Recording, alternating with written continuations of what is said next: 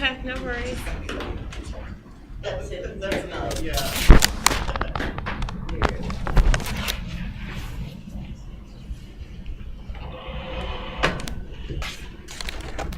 Alright, so I think our recording is good. I'm going to dim the light.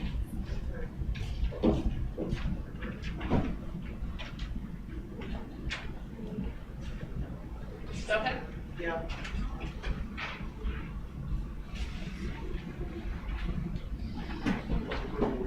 It smells a little bit gone now that we've had the door open for a little bit. Okay, I feel like for some reason you can only see a little bit of the screen.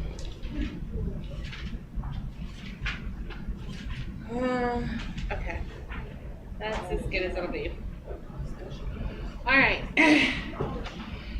So, good morning again. Just by way of... You okay? Yeah, sorry. Alright, just by way of planning, we're going to continue looking at the final exam. And again, we're using this for a couple different reasons.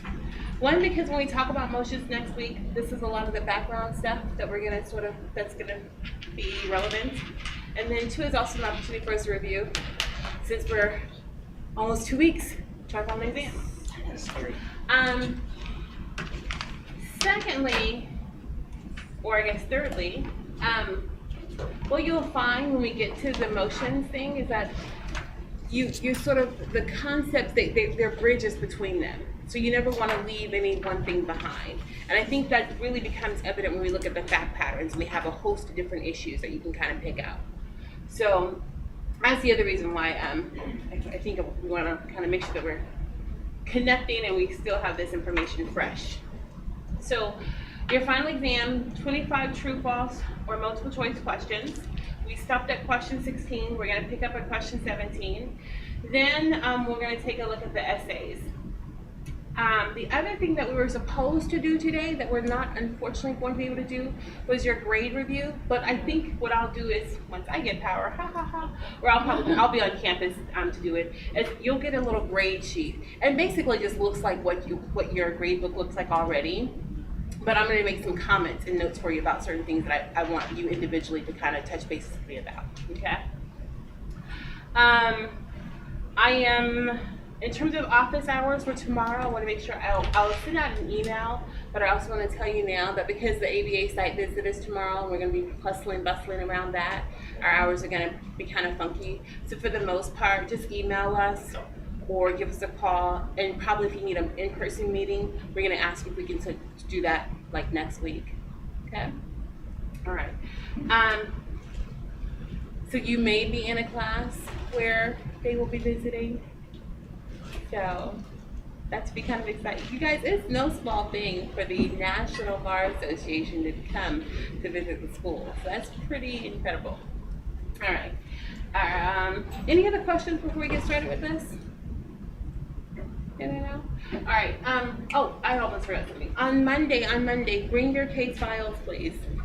If you haven't been jotting things down, and then as we go through, take an opportunity to sort of go back and look at the materials and lectures and see where you can sort of jot things down. Again, you just want to beef it up. What would I be doing on an actual case file with this, okay? When we were in the library and we did the exercises with you drafting ROGs or drafting requests for production number, we're going to come back to that. I'll send out a reminder for that because on Monday we're going to come back and add that to your case file. Okay? Have I lost anyone, or are you guys just kind of like, not enough coffee? Well, that's all right. Okay, all right. All right, tough crowd this morning. That's okay. All right. So, why don't we start off with a joke then? 3 lawyers walk into a bar. Just kidding. All right, so number 17. A pleading must state as a counterclaim claims against an opposing party that arise out of the transaction or occurrence that is the subject of the opposing party's claim.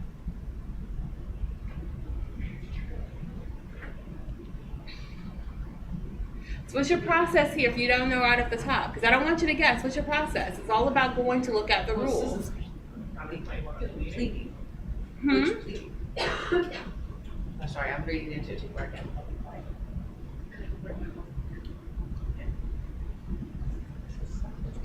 So if we're doing a counterclaim, if we're doing a response, do we have to include in there a counterclaim where that counterclaim arises out of a transaction or occurrence that is the subject of the opposing party's claim? Do we need to do that? You would say yes. What does the rule say? So this is where we try to look it up ourselves. So this is where you want to refer back to the rule. So remember, sometimes I'll give you the rule and I'll have a little hyperlink for you to click on the rule itself. But other times you'll just be basically given something that looks like a short fact pattern, and you'll have to go and see what's the applicable rule, and then is that consistent with the applicable rule.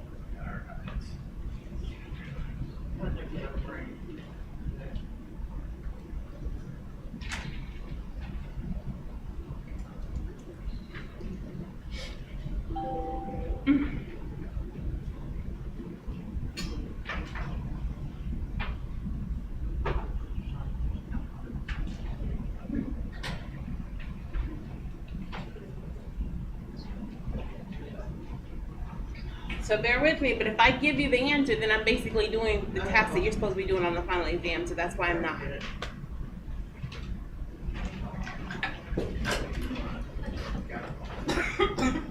He's smiling. Sorry. What now? I'm sorry. So on my final exam, I'll have a computer. That's true, that's true, that's true. But you got a phone? My phone is dead because I have had no power. Otherwise, I'd loan you my phone. I'm just charging it. Oh my gosh, I should have this open so I don't forget it. Just stay in.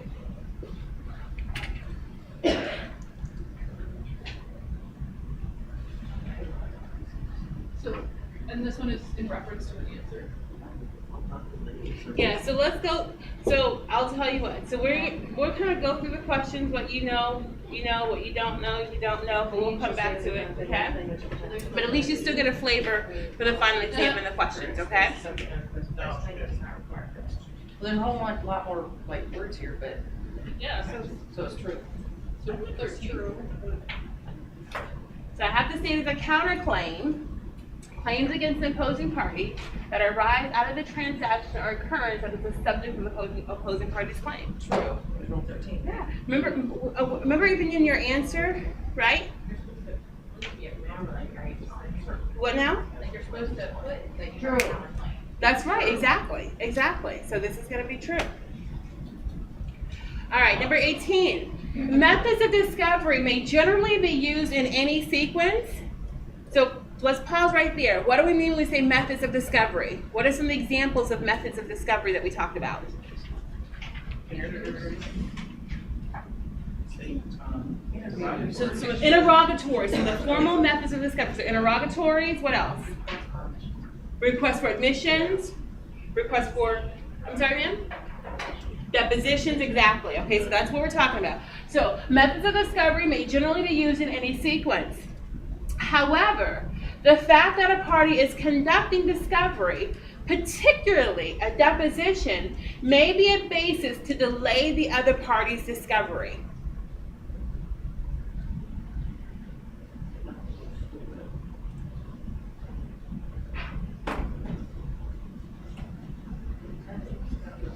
That's so tricky. Maybe I should reconsider that one. No, I just told you it's my case. The only thing that's going to dictate when I do these, the depositions, the interrogatories, the only thing that's going to dictate that is going to be the court rules, right? The court rules or the scheduling order. So which one is it? Yeah, so this is going to be totally false. Okay? Are you guys okay with that one? Okay.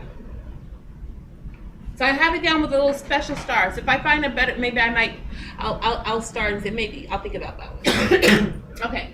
19. Blank is an alternative dispute resolution process incorporating a neutral person who facilitates a mutual resolution of the dispute. This one we'll skip because we haven't got to that just yet. Okay, we're going to talk about that next week. Would it be mediation? Yeah. So facilitates mutual resolution of the dispute? Yeah, it would be mediation. But if you don't know, I don't want you to be like, wait a minute, that's not fair because we haven't got there yet. Under Washington State Civil Court Rule 3, a civil action is commenced by service of a copy of a summons together with a copy of the complaint as provided in Rule 4 by filing a complaint. Upon written demand by any other party, the plaintiff instituting the action shall pay the filing fee and file the summons and complaint within 14 days after service of the demand, or the service shall be void. True or false?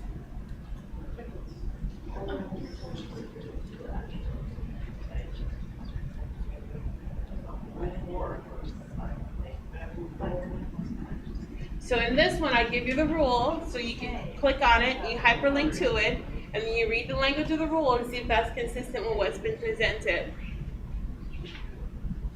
So we click on it.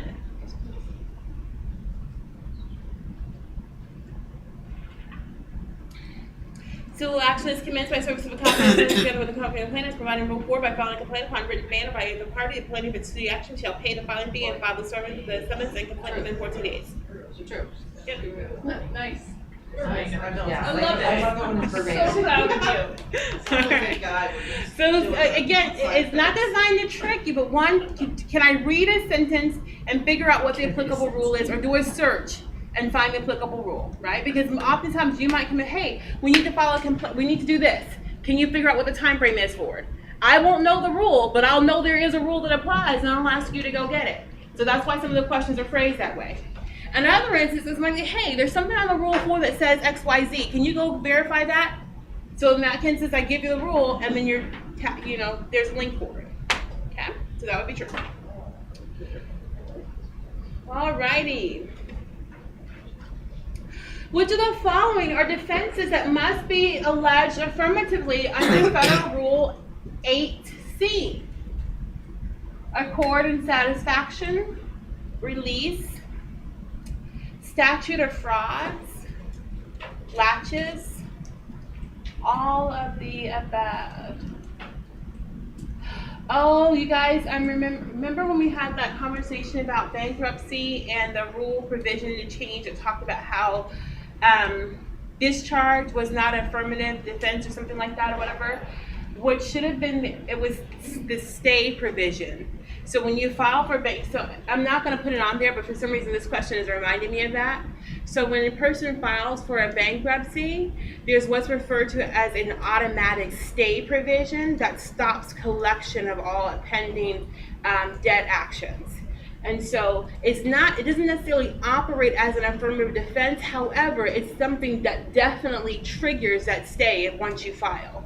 And so if you do get a collection action, then yes, that is something that you can respond by saying, hey, there's a stay in place.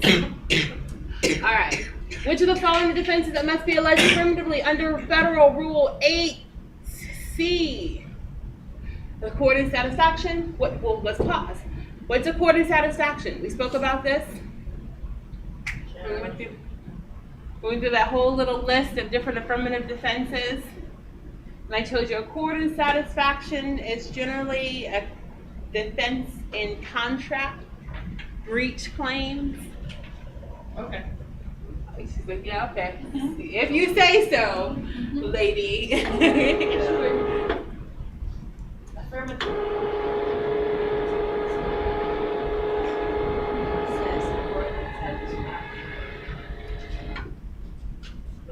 Let's remember, in accord and satisfaction, basically have a contract. Okay. For some reason or another, one of the parties are not able to fulfill the original terms of the contract, right? Yes. We come up with a different contract, an accord. And basically, kind of what it does is it doesn't obliterate this contract. It kind of temporarily suspends it. And it says, okay, well, if you meet the new conditions of this contract, our modified terms, then we'll consider this done. You with me? So this becomes an accord, and once it's complete and you fulfill the terms, then we'll say it's satisfied. And that'll cancel out both of them. Does that make sense? Mm-hmm. But if you don't, now guess what? You potentially breach not just this one, but also now this one. Okay? All right, let's erase this.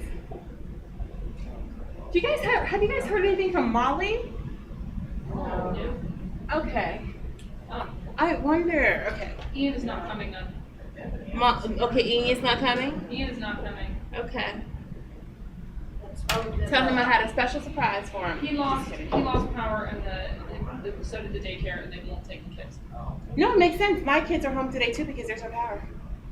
But I just got the text. We lost power all around us, but not our block, and I don't know why. So my nanny's having a good old time right about now. You still don't have power? No. Sorry, honey, I gotta work late. No kidding. I'm off. I gotta teach class at 8:30. Okay. All right. Yeah, This. All right. So next question. This motion asks the court for protection against prejudicial questions and statements, and is typically made in advance of trial. So again, we haven't quite got here yet. So if you don't know, that's okay. But if you want to answer. So Board Dyer, what's this? It's jury selection. That's that jury selection process, right? We're trying to ask questions of the jury to see if they can be fair and impartial. So we know it's not going to be that. Okay. Let's see. We're asking for protection against prejudicial questions and statements. Okay. We're making it in advance of trial. A motion for a mistrial, would it be this? No, because we actually have to start the trial, right? And then there has to be something that goes awry, and then we say, okay, Your Honor, we need a motion for judgment. So that's not good. Okay. All right. A motion in limine. Sure. Since it doesn't sound familiar, no. All right, so we're gonna come back and talk about motions, okay? And this actually is the correct answer, okay? And we'll talk about this in greater detail. But basically, it is a motion made prior to trial, and what we're trying to do is get the judge to make a determination about the admissibility of some evidence or testimony. All right.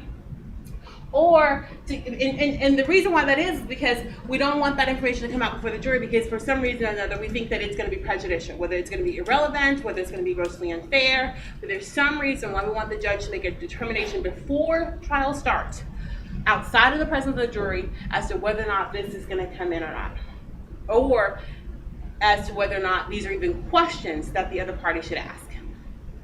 Okay? So for example, remember when we were talking about, we had a question that related to someone's abortion and a car accident, right?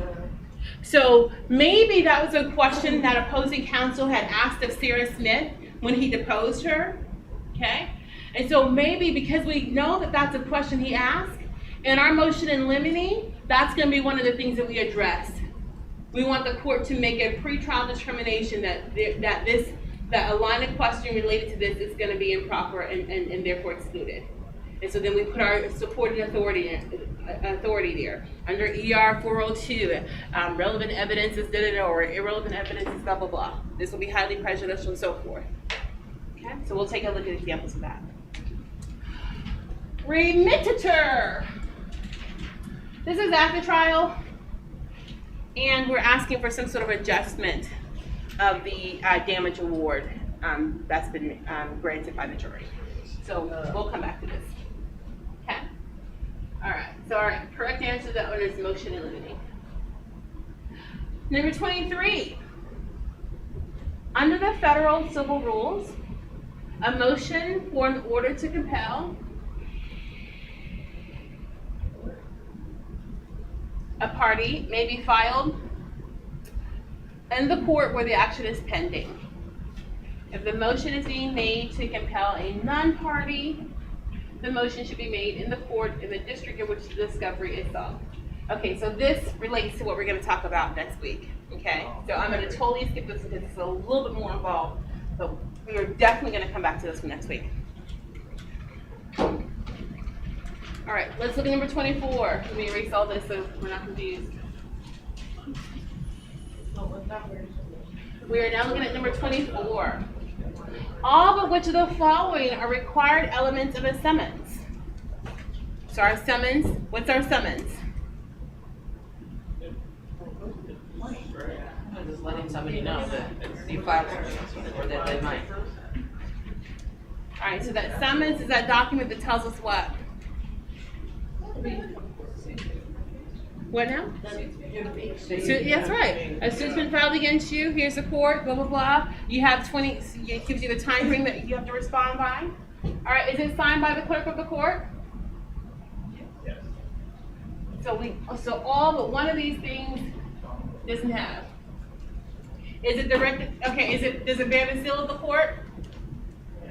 Does it identify the court? Does it identify the party? Is it directed to the plaintiff? No. I got you. Right, so it's not directed to the plaintiff. The plaintiff is the person who's issuing it, right? Okay. Alright.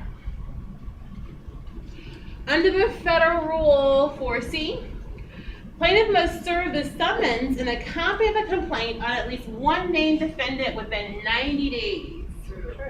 We just went over that. of filing the complaint. Oh, wait, we gotta see, look at this. All right. Yeah. So, right. Get up.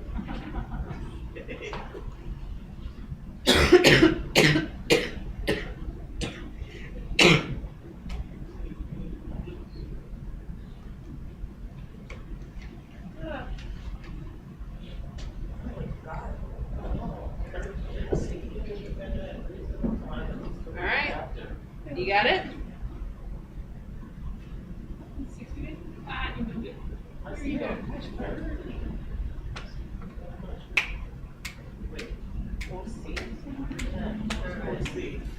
Service.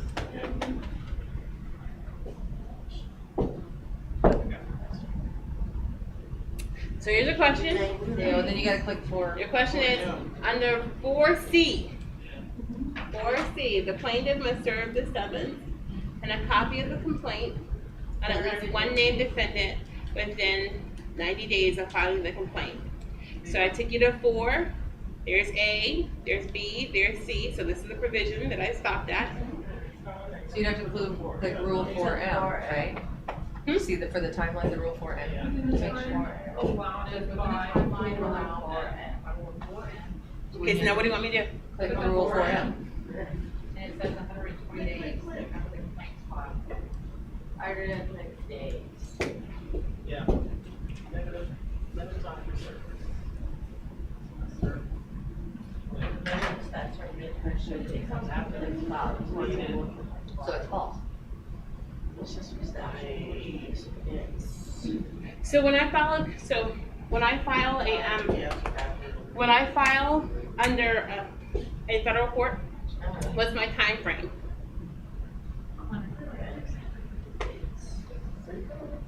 What's my time frame? Yeah, that's where we looked. 120. So if I file in a federal suit, then I have 120 days to respond to the complaint? No.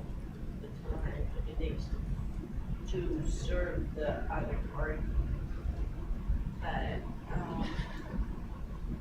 It says if the defendant is not served within 120 days after the complaint's filed, then the action must be dismissed without prejudice against the defendant. So now let's go back to our question. The plaintiff must serve a summons copy of the complaint on at least one named defendant within 90 days of filing the complaint. So is it true or false? False. Are you sure? Everyone's going to do. At least one. Wait a minute, we looked at Washington's law. I'm gonna ask you the question, and then you're gonna go get the rule and say, hey, here's what I'm looking under. Under rule 4C or 4 da da da, it tells us that we have to do this within 120 days. Oops, damn it. Yes, never mind. All right. So what's our time frame?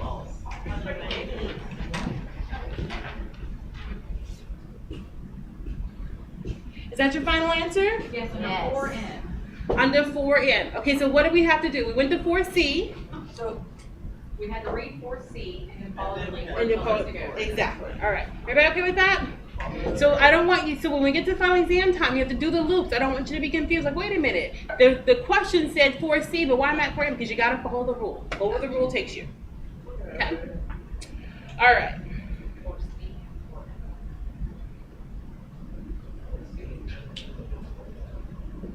4C. Now, which essay question did we do? We did the first one, didn't we? Yes.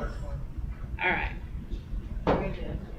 Okay, so here's the thing. I'm gonna go back and we're gonna read the language for the first question because it ties into the second part of it, okay? And I don't know about you, but I don't remember what I ate yesterday, let alone what we read on Monday about this fact pattern, okay? All right, so here's our backdrop. On April 13, 2000, oh, and we had corrected this. Let me make sure I remember that. It's supposed to be January 2012. Okay, so here we go. I love this. I don't know whose idea this was, but it's so simple. Okay, five years at Green River, 2 years at TCC, and Tiffany gave me the epiphany to write on the drawing board without the thing. All right. Hey, we can, we're work in progress, right? Always learning. Okay, so on April 13, 2011, Watson illegally crossed the center barrier while traveling on a busy main street. A few blocks later, he was involved in an auto accident and arrested for driving under the influence. Is my reading pace okay? Yes. All right. Mabel, the other driver visiting from another state, had physical injuries and damages to her car, initially estimated at $3,000, but was later determined to be somewhere in the area of $12,000. This estimate did not include her medical bills and loss of pay in the amount of nearly $69,000. Mabel files her suit in federal district court in Idaho, where she resides. She files on January 5th, 2012. She's been attempting to obtain a current address from Watson, who has not yet been served. There's a pending criminal case for his DUI. Okay? Now we're going to keep going. So we have some issues we were addressing with that portion of it. We go down. So using the same scenario, so same backdrop that we just read, consider the following additional information. Now let's raise it to you, sir. Watson's counsel serves interrogatories upon Mabel's physician. Watson also requests a deposition of each of the physicians who have provided treatment. During the course of one of the depositions, it is revealed that Mabel has been treated in the past for depression and anxiety. Mabel's counsel objects on several occasions as to relevance and lack of foundation. All right, so what are our issues? And applicable rules. Where's the connection? So we come up with 5 more issues.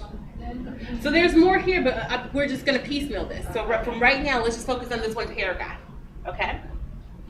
So, and remember what we said, when we're talking about issues, I'm not necessarily looking for a problem in that sense, although that's a colloquial, like, she got issue, what's their issue? No, we're looking for where there are legal things that we can identify, all right? So for example, let's start with the very first sentence. Watson's counsel serves interrogatories upon Mabel's physician. What's our rule about interrogatories? Just serve upon the other parties. Counsel. So we're doing the interrogatories. Rule 33. These are written questions. You follow me? Explain, right? Under CR, what's the rule? 33. Interrogatories, and I heard someone say the magic thing issue here. What'd you say? That's right. Must be served upon the party. So, we have a problem here? Exactly. Does that make sense? Did I lose anyone with that? Can you repeat the interrogatories part? Sorry. What do you want me to repeat? The definition that you said. So I'm trying to write it. No, okay, well, here's the thing. You Oh, tell me what you're, no. Take that back. So this is exactly what we're doing. We're processing this out. So if you're writing this exam out right now, what would you say here? Interrogatories are the questions that's submitted to the other party, which Rule 33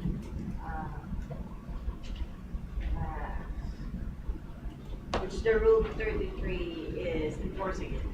Like, the Okay, okay.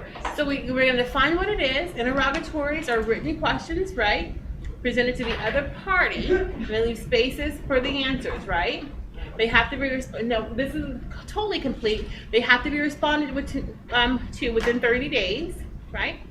Under Rule 33, they must be directed to the party. So here, the issue is that they're directed to the physician. Yes. Is that okay? So that will be what I just articulated would be a full flushed out identification of that issue. All right, so I won't cheat, but the next one we'll write it out completely, okay? Chris? Yes. Fine, I was being lazy, I'll write that. No, it's okay.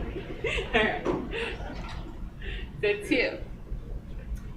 Watson also requests a deposition of each of the physicians who have provided treatment to Mabel.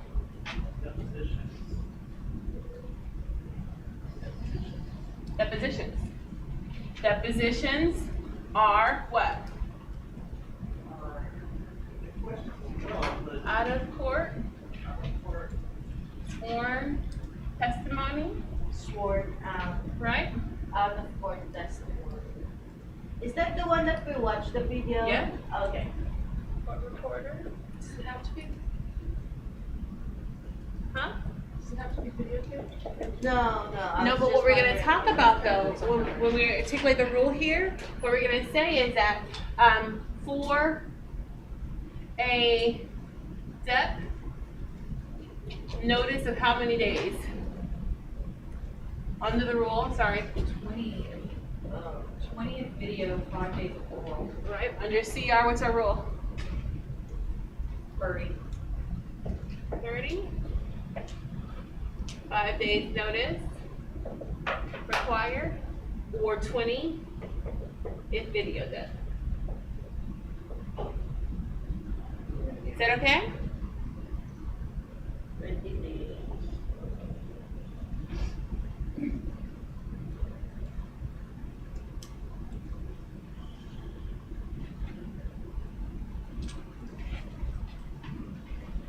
Have I lost anyone? Is everybody okay with this? And so this is why, like I said on Monday, why a lot of the true false multiple choice questions, they're kind of like softballs. They get you thinking about the rules and looking at the rules. But here, you actually have to do a more application analysis, critical thinking part, okay? So again, it's not that you're gonna memorize all of this stuff, but you kind of, there should be certain things that you read and like, okay, wait a minute, I know to go to this place for this.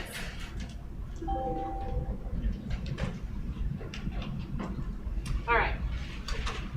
Oh, why is it saying sticky tape? Okay. All right. 2, 3. During the course of one of the depositions, it is revealed. Oh, wait. I'm sorry. There's something else that we can say about the depositions. Okay. Who can we depose? What's the rule say about who we can depose and when?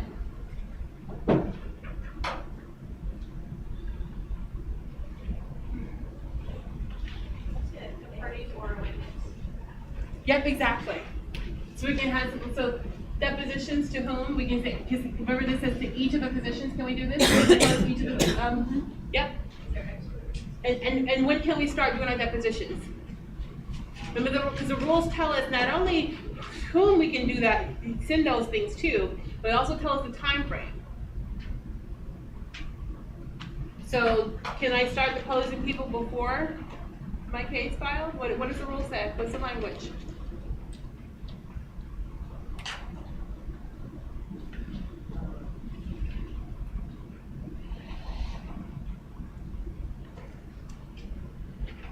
Come on, internet.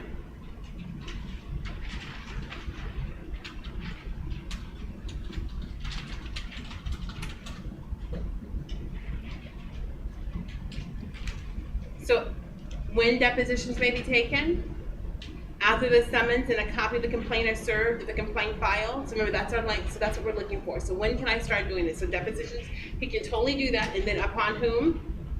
Any party of any person, including a party. Make sense? Oh, well, probably not, because you got all the scribbles.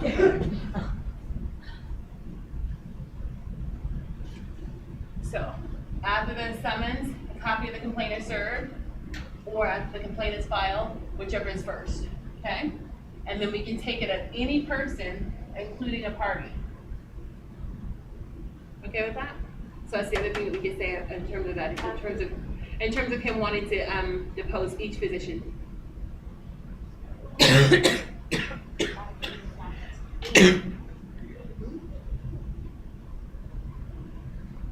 All right.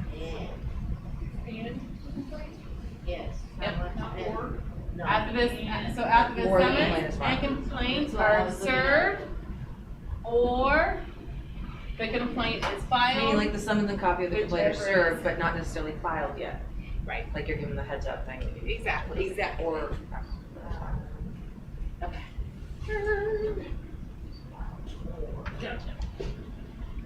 Okay. That's not where we were. Okay, there we go. Okay, so let's see here. Oh. During deposition, we learned that she's been treated in the past for depression and anxiety. What do we do with that? Asked if she was taking any medication for either one. So how do we tie that back into what we were talking about in terms of civil procedure? If it's, We're not quite there relevant. just yet, but we did. Yes. And where are we going to raise the question of that relevancy at? I told you we haven't got there just yet, but we did just talk about it. That motion in limine. That's right. Now here's the thing. It could be that it's relevant. Who knows? I'm not asking for you to make a definitive determination. But what I'm asking you to do is see it and to know, okay, there is a potential issue here, right? So, counsel for Mabel may raise issue re-admissibility of treatment or whatever under ER 404 or 402. Alright. We okay with that? ER 402. So our rules that relate to relevancy. Now, I'm not looking for you to go this far, but I just want to sort of tell you how much you could do with just this, okay? Is there anything else we could say about this in terms of records? We talked about it with respect to, we talked about it when we did our preview, our little preliminary discussion, short though it was, about rules of evidence. And is there anything over here that we can say about this? I would say it's got something to do with patient privacy.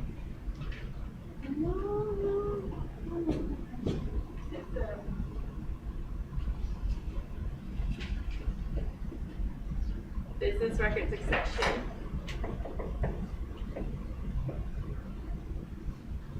The hearsay. Remember we talked about business records? We're talking about hearsay and exceptions to the hearsay provisions, and how one of those exceptions would be medical records, medical diagnosis. So again, this is not something that I was like, I would sort of be looking for you, whatever, but if you went there, that would be something that's also possible, okay, in terms of looking at issues, all right? Okay. Mabel's counsel objects on several occasions as to relevance and lack of foundation. What's the issue here? Or what do we talk about with respect to here? Remember, the deposition is out of court testimony, right? You saw in the video clip that I played you, the person objected, but then the counsel said, you may answer. Because what's gonna happen? How are we gonna address that later on? You can decide later what. I heard someone's Preserving the evidence. Yes, preserve, right? Preservation of objections. So, in deposition, objections are noted, but witness may still answer, and judge will make determination later if counsel raises again.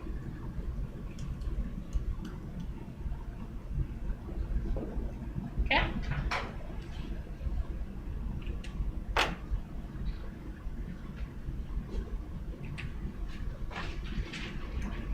All right. So clear, one line, one sentence, excuse me, one word really, identification of the issue, and then the whole explanation of it. Okay? All right. You guys, is it time for us to take a break? Let's go a little bit more, okay? And then we'll break. Okay, during the deposition of Watson's wife, identified as a witness by Watson, she indicates that her husband has commented, I'll fix this, commented that he had felt regretful for drinking so much that day and wished he had not been on the road. Because the She wife, also, yes, so this is his wife. yeah, she can't be. She also references how her husband's drinking had damaged their marital relationship and resulted in their oldest daughter no longer being in their lives. She just told it all, didn't she? Yeah, but isn't it because the wife can't be used against? Huh? She wanted someone to talk. She needs to Yeah. Isn't it because the wife can't be used, testimony can't be used against? She misunderstood when he said, I counsel for such and such. Yeah. She thought he said counselor. Well, here's the thing, right? But here's the thing. They deposed her. She's willingly deposed. And she's named as a witness by Watson. He puts her on the witness list. Thinking that she'd be all like, You know what I'm saying? So at that point, it seems like it's fair game. So while we might have asserted that previously, right? She's identified as a witness by Watson. So we could do that. We could identify that as something, spousal privilege. You could certainly note that, spousal privilege, right? In some instances, spousal privilege will protect these communications between husband and wife, or spouse and spouse, right? Period. In this instance, Because he did it. well, she's on the witness list, right? Now, here's the thing. Even though she is, right, we still have some other things here that we might nonetheless move in a motion in limine to exclude. Wasn't it because the results in her daughter no longer being alive? Is that really relevant? I mean, yeah, maybe that's not relevant, right? She very well did have like some hostile feelings towards him because of all everything that he's done and everything. So she's like, I don't care if he goes away. Yeah, really, exactly. Get him out of my house. Right. And then let's see how their drinking had damaged their marital relationship. I mean, I don't know how. Here's the thing. We're not saying that it's not relevant, right? We're not saying that it is relevant. But what we are doing is nonetheless spotting the issue. There's a potential issue here on either side for a party to argue, hey, this is not relevant, or hey, this is relevant. Okay? And you just got to spot it. So in a motion for limine, parties might address the relevancy of blah, blah, blah, blah, blah, blah. Okay? So this section, my question about this whole essay thing is, this section, second section, is it 5 more issues we need to define then? With that? Oh, so Along with it'll these? tell you at the end. It'll Okay. tell you there. Okay? Okay. All right, let's see here. Let's go here.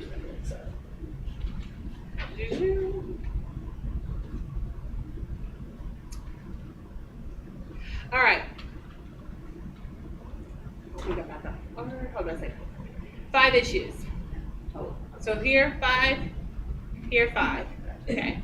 For this one here, This one says 10. Okay? So let's read through this one. And let's note, here it says you have to discuss at least 3 evidentiary issues. So those hearsay, record, something like that, and discovery device issues. So frauds, request for production, something like that, okay? So let's go through. And we'll do.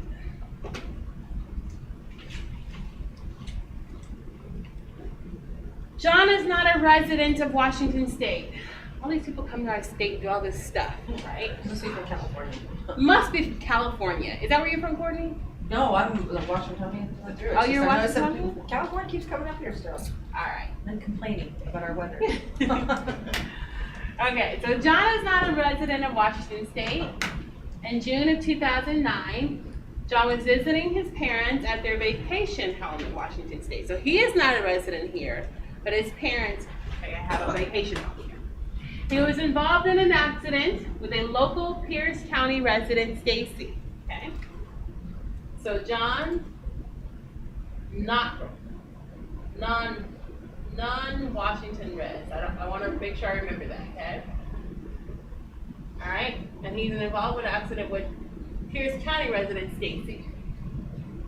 Stacy's car was damaged, and she was out of work for an extensive period of time. Stacy is seeking over $80,000 in damages. Okay, I'm going to stop right there. Over $80,000 in damages. What do I potentially have already? Jurisdiction. That's right. Reverse. And so that's exempt. So very specifically, I'm going to identify that, and then I'm going to do the rule. I think diversity jurisdiction applies where we have 2 parties in different states and the amount of controversy is greater than $75,000. In this instance, John is not from Washington, Stacy is, and the damages are estimated at $80,000. Period. See? Yes. You okay with that? So we're going for federal, right? We're not going for, we're just identifying what the potential issue is. She can file in state court too now. With me? All right. Stacy's, okay. Stacy filed her action in King County Superior Court. Wait a minute, because she's. Exactly, that's very good. So if your nose twinkled like the bewitched person, what? Right? Then yes, that's another issue. What's that gonna be the issue of? Oh, don't act like y'all don't remember that show Bewitched. Really, is that? Okay, I some mean, people are really young. Shut up. I mean, with Tabitha, little cute, no. Yeah, oh, absolutely. Whatever. I That was can't an do awesome that. job. I tried in the mirror forever. Andrea, delete that part from the video. Okay. Why? All right. Okay, so King County Superior Court. She's not Why? invested enough. Why take that? It's. Is it a What are we subject doing? issue? Not such a- What is it? A what now? First reading. What? Right. She said, "Is it a venue issue?" Very good. Hey. Hi, Ross. I'm the cat in the back. And why is it venue as opposed to jurisdiction? Because why do you file in Because because if it's happened on Pierce? No. But the question is, Where it's held, not established. venue has to do with sort of convenience and location of witnesses and the place where the incident happened, right? Any superior court is going to have jurisdiction because it's a court of general jurisdiction. With me? But it's one of those, why would you do it? Right? So that's why it's so improper venue. Very good. All right. And then let's see. April of 2011. 9, 10, 11. Okay, so we're okay with statute, right? Are we? I don't remember when I wrote this if I did something funky with the dates of the statute of limitations. April. It says June, and then June 10, and then June. Okay, we're good. April, May, June. Okay, got it. But the housekeeper, the fact it was served to the housekeeper. Okay, let's get there. I haven't read that part yet. Let's go. So service of the summons and complaint was provided to the housekeeper who answered the door and confirmed that John was staying there doing his visits, but not presently home.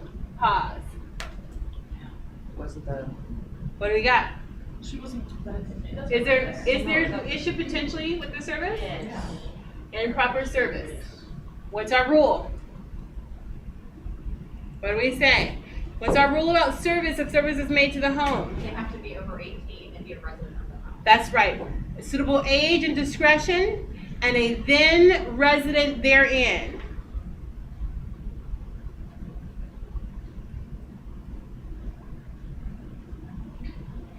All right, and it's 9:36. Do you guys want to take a break now and come back and just start at 9:45? Yep. Okay. Whatever.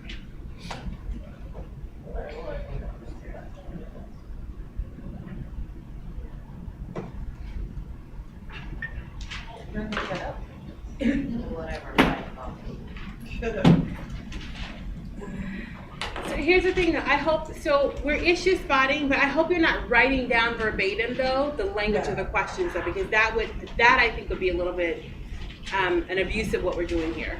Is that okay? Does everybody understand? Okay. Yeah.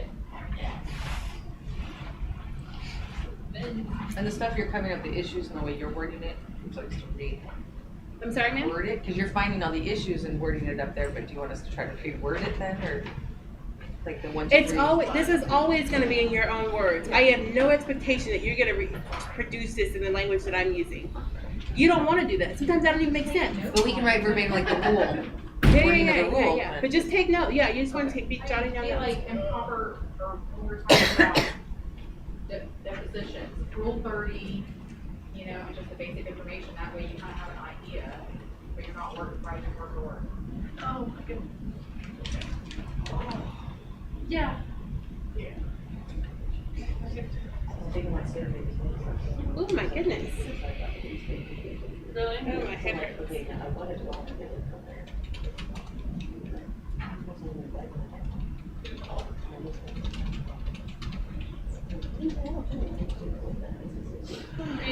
There's a reason I stay here to do my homework.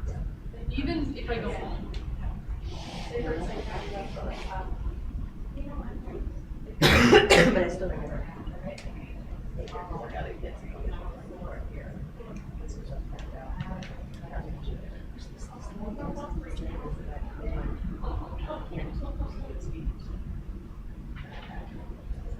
Oh. Like if I ever get another tablet, it's like a Surface. Yeah. But Me too. I want a Surface too. I have a Surface. Sorry, I meant like a, yeah, but I have a Surface. I had the very first one though, which was a mistake. I'm gonna tell y'all what's on my Christmas list. Okay. Okay, so just in case y'all know You people. want me to email you if I see a deal? Yeah, totally. Because I'm telling you right now, I'm gonna be so specific and targeted this year. I want that coffee thing where you put the little thing in there and you just push it down and you put, and it just magically your coffee is like ready, just like that. I Oh, want the that. single cup thing? Put it on your nightstand. Oh it's God, awesome. I Put it- want that. Do you want mine? And then- That's a nice one that I don't use anymore. And then, so I want that. I want a new laptop or like a smaller something. What? There's something else that I said The I wanted. Surfaces are. Oh, really- I need a new rolling pin. I bake a lot of bread for my kids. Marble. Get a marble. What is it? Because the one, my husband got me one, but like something was kind of, I think it had metal in it. So when I washed it, there was like rust. So it was really Yeah. gross. So I Oh, tossed it yeah, out. that is good. So I need a wood one. Yeah. Get a marble one. They are really good. You don't have to worry about stuff sticking. Oh, interesting. It's a marble. Yeah, And it's my- nice and heavy, so you don't have to push sister's so a- hard. Yeah, my sister's a pastry chef, and she gets the big marble ones without the handles. They're just slightly tapered. She loves that. Oh, my husband was a, well, I went and gave him his mom. Do He you got, care what model it is? On the what now? The Keurig? The coffee? I don't think so. I mean, the one that I have in the office, like, yeah. It has like the water thing on the side and all that kind of stuff, whatever. And, Yeah. and it doesn't have to be little Keurig, there's stand. other bricks, because the one you can have Yeah. I can have basic. mine, it's really nice. I just don't use it anymore. Well, I Drink think coffee the one anymore. that's supposed to be is the mini one, and I think it's only like $70. Really? Because what's the they have them at Costco, don't they? Yeah. Or at least they do in this Costco. Which reminds me, I have to go get wood from Costco. I think. Did you get what from Costco? I need to go get some wood. I mean, there's no heat in the house. But what I get from Costco. Fireplace. Kohl's usually has really good deals on their coffee pots for Black Friday. Oh, interesting. You can get them online with all the codes and everything. I have, you know what? I've I never been have to not Kohl's. gone to Kohl's. I don't think. I've never It been to is Kohl's. awesome. I I think I've been do there. Black Friday shopping online at Kohl's. Oh, They have really? awesome deals like all of them. Wow. Okay. What? It's Black Friday shopping we did at Best Buy a few years ago. We didn't go stand in line or anything like that, we were here, but People were absolutely nuts. Yes. People are insane. I leave the boys with, well, I used to leave them with Dustin, but like, yeah. We wanted to go. Get shoes though, because like, shoes are so much cheaper on Black Friday. We wanted to go one to just say like Fred Meyer has socks for 50%. What? Fred Meyer, they always have 50% off socks. Really? I need to buy a sweater and stop stealing Edwards, because I feel a little bad that I stole one of these coats, but it's sad that I fit in the same size coat as my 9-year-old, so.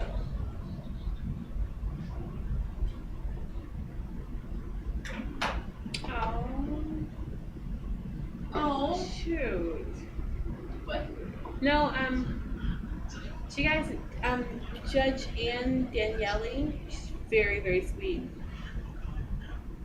She wants to do something, but I can't do it.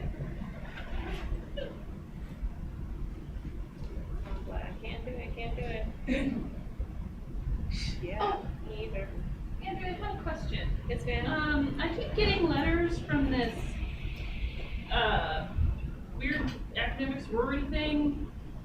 I'm sorry. What is it? Yeah. PTK, PTK. the Honor Society.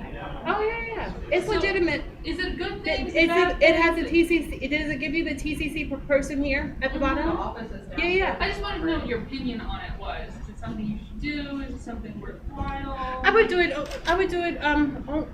Here's the thing. It's a recognition of your academic, your standing, and I think that anything that sort of, does that is good. I'm not opposed to it also because the fee is pretty reasonable, and in the instance that you can't pay the fee, we have some sort of scholarship, something on campus where they can pay a portion of it for you. So I would totally, not that, and I'm not suggesting or implying that you need that, but I'm just saying in general, that would be one of the things that I as a student thought about, and so, yeah, I did it. Yeah, I just wasn't sure. Like, I just keep getting letters, emails. Yeah, do it. But here's the other thing, though. If you have the opportunity to participate in these groups or whatever, do it. Yes, but then also try to actually make it meaningful too, though. Okay.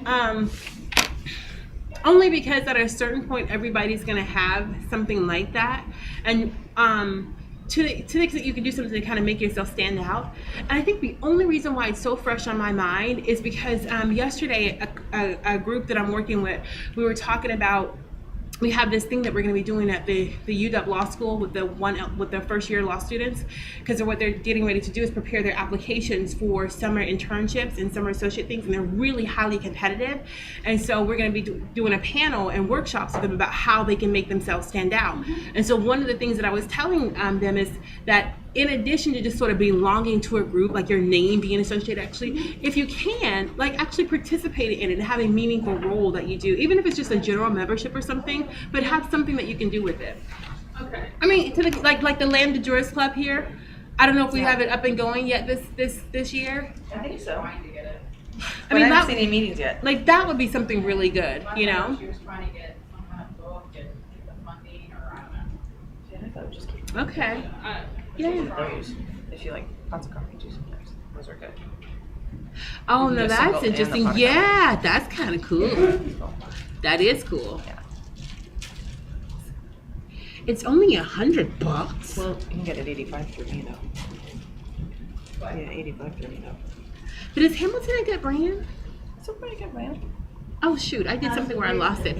That is pretty cool. Email me that. Oh shoot, this is on video.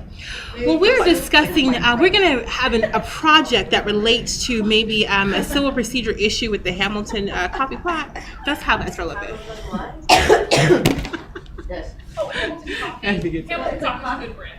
A coffee pot. Because you can do a pot of coffee or the single. Yeah, that's just Oh, kind of yeah, no, I cool. found that one. I liked it. Oh, I yeah. broke it, but I liked it. Because that's what I wish I'd gotten now, because I have a regular coffee pot. Yeah, And yeah. then I have the single thing. Oh yeah, that would be I kind of cool. wish it. I used to have the one that did just 2 to-go cups. But now I have the I Italian would thing wake to go up in and here. drink the 1 cup, and then after I'm leaving the house, drink the other cup. God, it is so warm in this room. Seriously, you're warm now? I was layered up because I was thinking I was gonna be cold. Yeah, it's the extra. We're doing it Christmas. Well, Like, they extra there's extra big blocks. Was that what it is? It's like on 69. Oh, I guess they just turned it down. Okay, let's get started again. We ready? Go real quick. You want me to turn it up? We'll wait. Oh. Who has to use the restroom? Go, we'll wait, go. You don't have to wait, you can go. You're recording. Spanish. I got you. Oh, that'll be so bad. She can only have two. Oh, maybe. Okay. I'll just smell everyone else's food. Oh, you're gonna be in, yeah, you're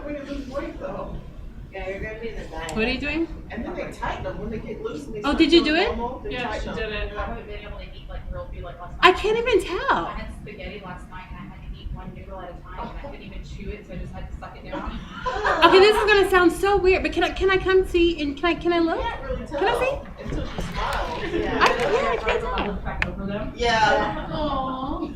You'll get used to them. All right, I know. I have a funny story for you. you. I went to go take Eddie cupcakes, and on the same day I was picking up Caleb for a speech. So I dropped off at Eddie's class, and I walked back in the building to get Caleb. And a little boy walks up to me and goes, "You're beautiful." I was like, "Thank you." He's like, "But you should get braces. Braces are hot." And I was like, "Okay, thank you." Wow. So just so you know, braces are hot, and Edward will refer to this if you ever meet him. He'll be like, "Hey, braces." Braces are like nice braces. Thanks, honey. Too funny. So apparently, The grown person fourth graders with think braces braces are are hot. So Thursday, so I guess it continues. You said just a little over a year, right? Every month. And they tighten them up like every 3 months, I think. or I'm two. gonna get back December 30th. Oh, wow, that's fast. Right before, Like every right before New Year. New 4 to Year. 6 weeks. Hurt again. All right, let's see what we got here. Who cares? I know you won't do it. I want to drink too much of that. Oh. Just drink the pain away. No, eat before you go, and then Yeah. after that, keep on drinking till you feel it. Oh my god. What? Some chill. Please That's fill where I up missed your something, stomach. geez. Yeah. No, she's getting her braces. Okay. Sorry, okay. yeah. That's right. I thought she had to get done that She's Monday. already done. All right, so let's see going again here. Clear, like clear one? We're paying attention. We're on. So we talked about the improper service. Mhm. When John filed his response, he made a counterclaim for $15,000 and sought to remove the case to federal district court. Why? Federal. That's not enough. Because it drops it from 80 to 15. Oh, So it's still, 18. oh, that's her. Yeah. Okay. But So this when you're counterclaim? under, it will be yeah, because the counterclaim for $15,000 is How sought does to that remove because we're releasing it. Oh. So removal. Remote. So look at the rule for federal court jurisdiction and removal. So any party can move the case to the district court, federal court, as long as they can make a showing that it meets the jurisdictional requirements. So he can do that.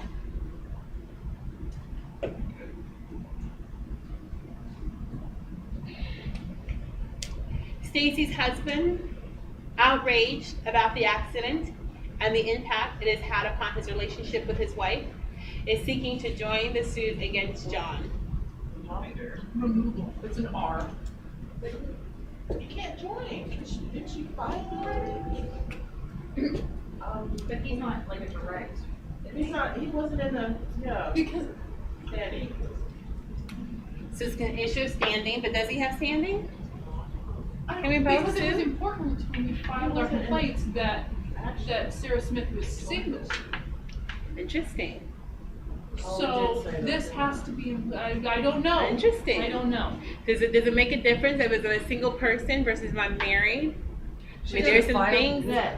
I know there's some There is. implications, but There is. I don't remember what they are. Is he impacted? He is, but if he's already, if they're already married, then Yeah, It's but kind he of could be assumed. impacted emotionally and it could make him distraught and afraid to He let could be his wife leave impacted. the house. I don't know. but when she He filed, needs to toughen up. Yeah. but when they filed, wouldn't she just have automatically put the both of them on there? Put on your finger. Maybe. Just get it right. Maybe. Exactly. Maybe he's a plaintiff as well. So, but either way, it's an issue of standing. How do we get the standing? We have to show that the person has suffered some sort of injury in fact, or there's some sort of a close relationship to the party who's injured. Because what's he losing? What's that fancy term that we call it in the legal setting? Emotional distress. Yeah, but it makes it relates to the bedroom activities. Lots PD? of consortium, you know. That's a what? Lots of consortium, you know. I don't know why we say that, but you know, it's the intimacy factor. Okay, can you that just see? I'm trying to be PG for the video purposes. She was low enough and turned away. All right. It's a question. Okay. You are a paralegal in the law office that John has sought out for legal representation. So you guys work for John, okay? During the initial client intake interview, John mentions that he only learned of the lawsuit when his real estate agent checked his credit report. Yeah. Who knows? People, this is how you found out. Wow, okay. I don't know where I got that from. Okay. But he is there a knows that. problem here? Well, he wasn't served it if that's how Yeah, he you learned. Yeah, because remember up there, did we say anything about the service? Because remember the housekeeper, Housekeeper, right? yeah. Okay. But since we already have improper service up the top, we have to do it again. Huh? Oh, because the people might say that, Would it be the statute? they're like- gonna take out the money from the house that we have. Maybe. But here's the problem that we have. What was it? I think it says waiver of service. Waiver of service. Waiver. Waiver, okay. Or we could also call it affirmative defense, Oh, perfect. waive. So remember, if we're gonna have an issue with service, what do we have to do? You have If there's a to problem with look the for- service, where do we have to say that at? Did you, in your Not for some, in our response, right?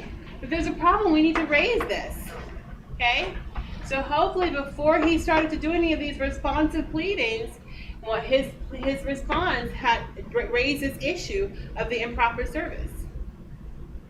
Okay? Gotcha. So he didn't know about it until he, okay. Yeah, but here's the thing. He may well have only learned about it by virtue of this, but nonetheless, when he learned about it, all we know that he did is he filed a counterclaim, and then he sought to remove it to federal district court. Oh. All right? So So if what you we're agree saying with the here, issue- again, we're not looking at definitive statements of what happened, but what we are saying is that in the instance that he didn't address this in his responsive pleadings, he may have waived this issue. Okay? Okay. Is that all right? Yeah. Oh, that coffee smells good. She brought up Lots. Okay, sorry. You're not allowed to drink coffee? I too? just use half and half. I can drink coffee, but I just forgot my coffee this morning. Well, I didn't forget it. I couldn't make it. Yeah, I know. Oh, I got extra tea. I'm gonna go to Starbucks after this. Okay. No, I'm not. I am going to McDonald's. Hey, dollar coffee? I'm gonna give me a dollar Is it coffee. good? You know why? Because it is yummy, and they make it exactly. That lady was there. Oh, I'm gonna miss her this morning. Okay, but she gives me just the right amount of Splenda and the right amount of creams. I told her she was my morning joy. What's her name? I don't know her name because I call her morning joy. Yeah. That's so cute. Thank you for name's Joy. Actually, that would be kind of That would be serendipitous, cool. and I would like it. All right, that's fun. Good. All right. Waiver of service. We're gonna have a third party person thing. Third party. John also informs you that he recently saw an article discussing how the Toyota vehicle he owned had been among those recalled at the time of the accident due to faulty brakes, which were noted as being in the incident report, a copy of which he misplaced. All right, so third party, you're right on it. Remember?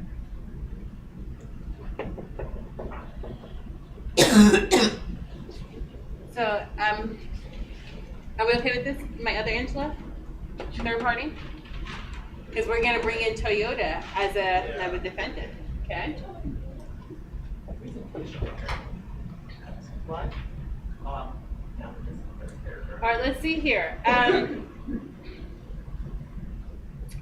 Now, we have this thing here about the incident report that he misplaced that?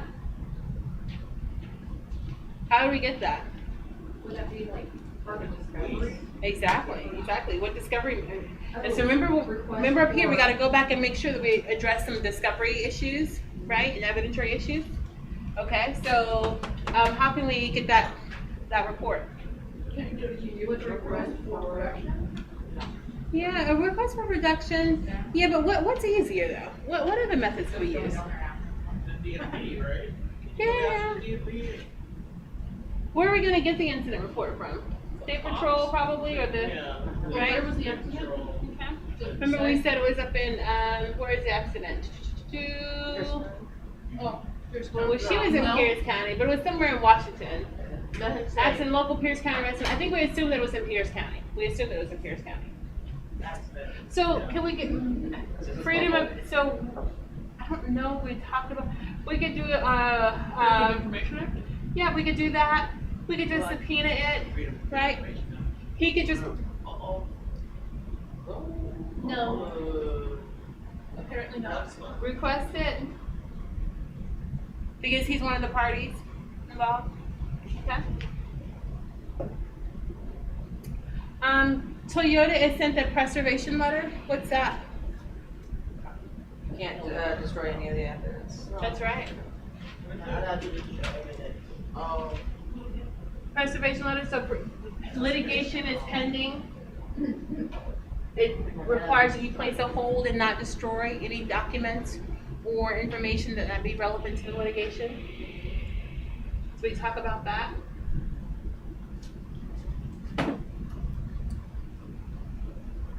All right, can I erase this part? Personation. Yes. Personation.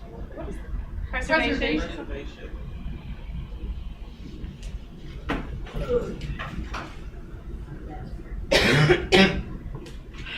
Okay, 10. Cindy, a new paralegal in Toyota's in-house legal office received a letter from Ms. Biles. Where's that called? We just talked about that. That is a competency thing. That's right. That's exactly how we can identify it as. Competency. Competency Sorry. issue or professional ethics. Right? And what did we say? Remember I had that question and we were talking about how one of the reasons why one of the things was false was because they said it was the intentional something. And I wanted to really emphasize that it had nothing to do with intent. It could be totally inadvertent. Right? Yeah, it was something about preservation of information. Yep. So, So right here. Correlation. Yep. Yeah. what?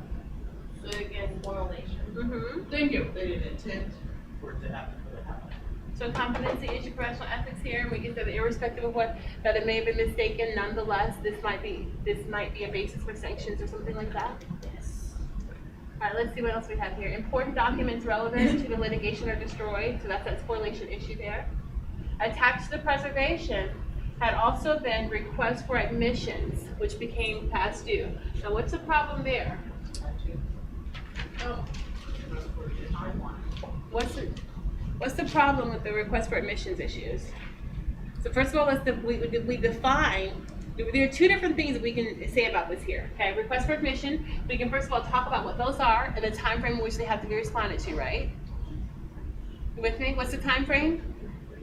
30 days. Request for admissions are basically do you admit or deny, right? And then 12, we kind of tease this apart because this is a significant issue by itself. What does the rule say about requests for admissions? Is there anything, if it's past due, then it's you it's deemed automatically admitted, exactly. That's what we talk about in number 11. Oh, okay. All right, so number 12, still talking about request for admission. Is there anything here that we're concerned about? The fact that it's attached. Yes, exactly. Yeah. Exactly. So Also, that improper got lost. service of request for admissions. Because remember, they're so critical and so key because if you don't respond to them within that time frame, then everything that you've sort of stated in there is going to be deemed admitted. That's why the rule says you cannot attach this to anything else. Okay? What's the rule for that though? What's the rule? Rule 36. Oh, excuse me.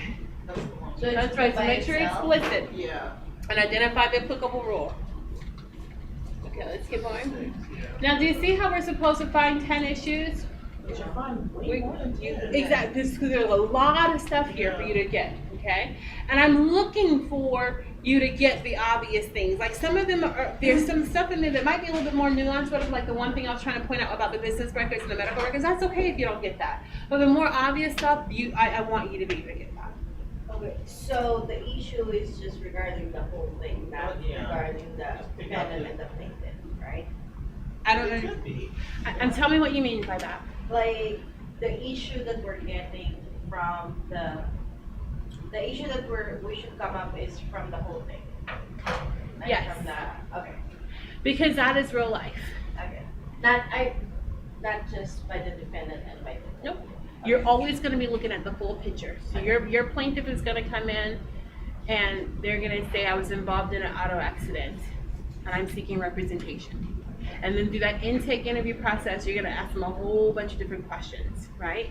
And they're going to give you a story that looks like this. And then along the process of that litigation, you're going to have some hiccups, like the paralegal is going to do something like this with me, right? And so all we're doing is we're using this little picture of a case to identify all the different areas when there's something that's at issue here. Whether it relates to the plaintiff, the defendant, the paralegal, the service, the any potential thing. We want to identify that issue and talk about what the provisions are that apply to it. Is that okay? Yes. All right, ma'am. Okay. Let's see here. Cindy does receive the request for production, and after consulting with their supervisor and attorney, since the original of the requested documents out. Shouldn't have sent the original. I actually had this happen to me on a case. I was devastated. The investigator sent back the original stuff before our case was done. It was so. Nice, good job. So sometimes I'm writing these and I'm crying, like, I remember when this happened. All right. So what do we say about this? This is a competency issue again, right? Yeah. Okay. All right. Which, by the way, along those lines, particularly in the civil arena where you're getting all this discovery, what are you going to do? What do you think is going to be your process? Did you instantly photocopy things and files? You're probably going to be photocopying things. You might, depending upon what sort of technology your office uses, you might be scanning the documents, right? You'll probably be cataloging it and notating like, okay, these documents were received on this date from this person, right? And having that person's contact information. You might also be bait stamping that information. Bait stamping, those little beautiful numbers at the end of the document page, right? We used to do it with a stamp, roll the number, right? But thank God we progressed. In some instances, you might actually you'll have your original document, you'll make a copy, and then you'll have another copy that you'll call your working copy that you can be sort of, writing on and things like that. So, computer apps, you guys talk about all that kind of stuff, right? And if you haven't had computer apps, you'll talk about that. Okay. Let's see. Request for production. Let's talk about that though. What's the request for production?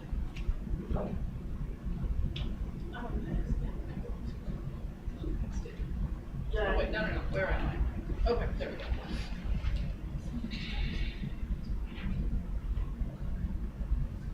Pushing this file down from the other. So what are we going to say? Requests for productions relate to what? Obtaining documents. Documents and records, right? They must be responded to within 30 days. They may be served upon the other party. So we're just going to go back and articulate what's the rule for this request for production. All right, John's counsel has significant concerns about the medical treatment and resulting bills and seeks to have a physical examination done of Stacy. Same thing with the mental thing. Does he have to go to the court? Very good. So the request for a physical or mental examination, right? We're going to talk about the rule for that and how that requires, what does it require? Court order, and the court is only going to issue that order if we can show what? What's the language?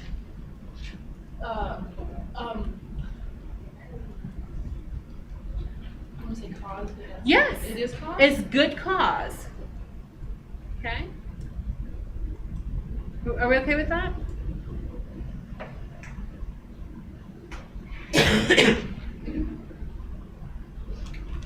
Is that all of our stuff? Must color code.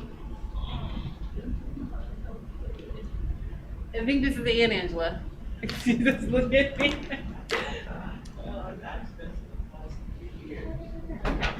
The firm representing Stacy has conducted some preliminary investigation and among other information has uncovered that John has been involved in 5 accidents in the past 3 years.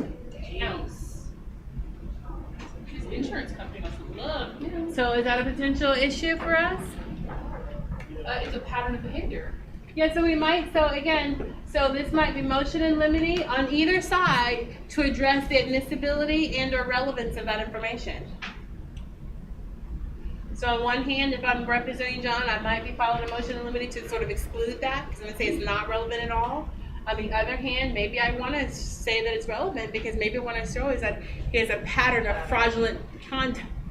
That where he's trying to use people for money in accidents. I don't know. Understand this duty to drive safely. Dude, those are your mistakes, right? What does this guy's car look like? Who knows? Well, he's got large payouts from the previous accident, so Heck yeah. it looks all right. Okay. It looks all right. Nice, no. All right. So that's a glimpse of your exam.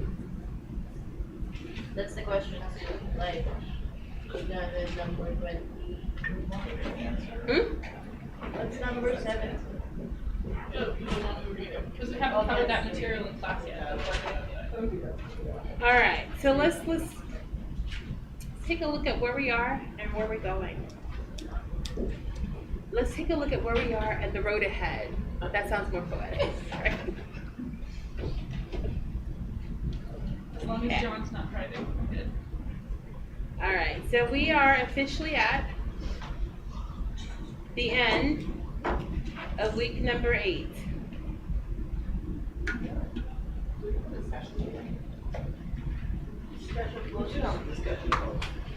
You do. I'm gonna modify it. Here's where you are. Oh, let's take a look at this. When we come back on Monday, what we're gonna do is take a look. We're gonna come back to drafting and the service of the request. We've already discussed production of documents, and we've already discussed the physical and mental examination and request for admissions. We're gonna come back to drafting and service of the request and objections, compelling discovery, and sanctions. Okay? So if you want to start that, or if you just want to write down from Monday, pages 354 to 356, and pages 381 to 386.